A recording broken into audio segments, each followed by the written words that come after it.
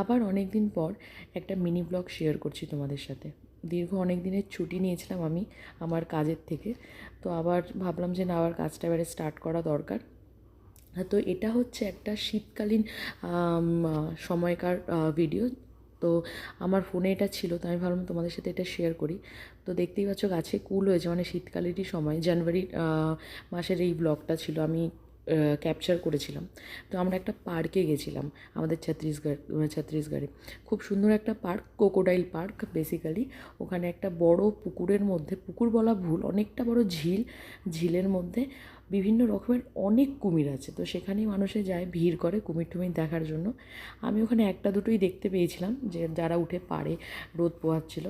তারপরে এখানে পাখি ভাবলো, একটু ছোটাছুটি করলো, দোলনা টোলনা খেলো, দেন দিয়ে তারপর আমরা বাড়ি চলে এলাম। তো ভালো লাগলে চ্যানেলটাকে লাইক, শেয়ার অ্যান্ড সাবস্ক্রাইব করে দিও।